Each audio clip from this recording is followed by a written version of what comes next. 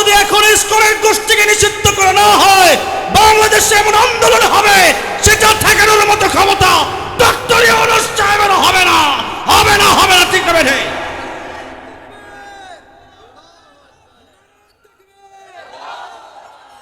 ISKCON এটা এমন একটি দল, বাংলাদেশে তাদের কোনো অস্তিত্বই থাকার কথা না।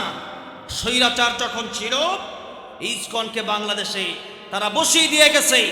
সেই ইসকনের লোকেরা বাংলাদেশের আলেম যখন কেবলমাত্র এই কথাটা বলেছে যে হিন্দু ছেলেরা মাদ্রাসার মেয়েদেরকে একটা হিন্দু ছেলে হয়ে ধর্ষণ করে এর বিচার পাওয়া যায় না, উনি বিচার চেয়েছেন এবং উনি বলেছেন এই হিন্দুদের এই চক্রান্ত থেকে যেন আমাদের বোনেরা হেফাজতে থাকে, চেষ্টা যেন করে, পর্দার সাথে যেন থাকে, মোবাইলে যেন কোনো প্রকার চ্যাটিং না করে, কোনো প্রকার অবৈধ সম্পর্ক তাদের সাথে না করে, এই ছোট্টখাট্ট বিষয়ে বক্তব্য দেওয়ার কারণে একজন আলেমকে পিটাইয়া যতই বলে আমাকে ছেড়ে দাও ততই মারে, নাউজুবিল্লাহ বলে।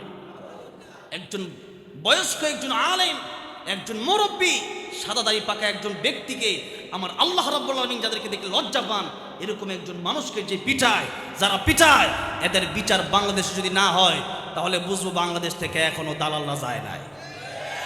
সুতরাং ইসকনকে বিচার করেন, ইসকনের বিচার করেন এবং ইসকনকে এই দেশ থেকে চিরতরে বিদায় করার জন্য প্রশাসনকে আপনারা ব্যবস্থা করেন, প্রশাসনকে দায়িত্ব দেন।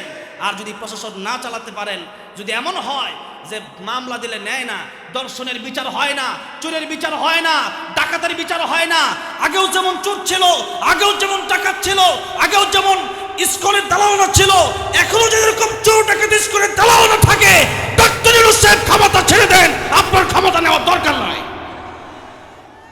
বিচার যদি করতে পারেন তবেই থাকবেন, আর না করতে পারলে আপনাকে আমরা চাই। এক একটা ছোট্ট ছোট্ট মামলা নেওয়া হয় না। একটা মাদ্রাসার ছোট্ট মেয়েকে ধর্ষণ করে একটা হিন্দু ছেলে, সেজন্য আলেমরা যখন আন্দোলন করে, সেই আলেমদের বিরুদ্ধে পুলিশ অ্যাকশন নেয়। কত বড় দুঃসাহস! 95% মুসলমানের দেশে ইসকনদের পক্ষ নিয়ে যারা কথা বলে, এরাই স্বৈরাচারের দালাল। এদেরকে দ্রুত প্রশাসন থেকে বের করে দিতে হবে। দালালদেরকে আমরা দেখতে চাই না। কাজ করবেন জনগণের পক্ষে। এমন যেন না হয় যে আগেরটাই ভালো ছিল, এমন কথা যেন শুনতে না হয়। সেজন্য ইসকন মারাত্মক ধরনের এই বাংলাদেশটাকে, একটা মানুষ যদি মুসলিম হয় হিন্দু থেকে, এদেরকে পর্যন্ত টর্চার করে তারা, নাউজুবিল্লাহ বলে। একজন আলেম যদি ইসকনের বিরুদ্ধে কথা বলে, রয়ের বিরুদ্ধে কথা বলে, এই র এবং ইসকন এই সমস্ত ছোট ছোট নাম কিন্তু সংগঠনগুলো অনেক জায়গায়, আমার মনে হয় বাংলাদেশের বিভিন্ন জায়গায় তারা ছড়ায় ছিটায় আছে। বিভিন্ন জায়গা থেকে আলেমদের বিরুদ্ধে, ইন্ডিয়া থেকে এসে বাংলাদেশে বসে বসে বাংলাদেশের মানুষের বিরুদ্ধে যারা কাজ করে, এরা শুধু কোরআন আর ইসলামের দুশমন নয়, এরা এই দেশের দুশমন, এই জনগণের দুশমন, ওরা বাংলাদেশের স্বাধীনতার দুশমন। ঠিক না বেঠে? যেমন আমেরিকার প্রেসিডেন্ট ডোনাল্ড ট্রাম্প এত বড় একটা দেশ পেয়েও সে খুশি না। বাংলাদেশের মতো ছোট্ট একটা দেশ, এদেশের ছোট্ট একটা জায়গা সেন্ট মার্টিন, এটা নেওয়ার জন্য ডোনাল্ড ট্রাম্প পাগল পারা হইয়া রয়েছে। ঠিক না বেটি?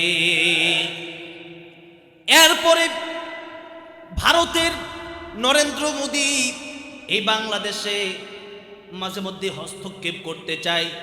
এত বড় একটা দেশ ভারত, আমি বহুবার গিয়েছি সেখানে ওয়াজ করার জন্য। এক একটা প্রদেশ থেকে আরেকটা প্রদেশ, সেখানে 25 থেকে 30টা প্রদেশ আছে, সেই এক একটা প্রদেশ এক একটা বাংলাদেশের সমান। এত বড় একটা দেশ ভারত, এত বড় একটা দেশের প্রেসিডেন্ট হয়েও বাংলাদেশে বারবার হস্তক্ষেপ করে। শুধু হস্তক্ষেপ করে না, সেই ইন্ডিয়ার ইসকনকে এই বাংলাদেশে এমনভাবে লেলিয়ে দেওয়া হয়েছে, স্বৈরাচারের আমলে তারাই বাংলাদেশে ঘাঁটি মেরে বসে আছে, ঘাঁটি বসিয়েছে। আলেমরা আওয়াজ করলে, যখন হিন্দু ছেলে একটা ছোট্ট মেয়েকে ধর্ষণ করে, একজন আলেম যখন এর বিরুদ্ধে প্রতিবাদ করে, তখন এই ইসকনের দালালগুলো আলেমদেরকে পর্যন্ত পিটায়। এমন ঘটনা কয়েকদিনের ভিতরে ঘটছে কি ঘটছে না? সেই জন্য ডক্টর ইউনূস সাহেবকে বলতে চাই, এই যে সুন্দর বাংলাদেশ সামনে দেখার জন্য এত মানুষ জীবন দিলাম, বাংলাদেশ থেকে ইসকনকে নিষিদ্ধ করতে হবে। আপনারা মনে হয় রাজি না?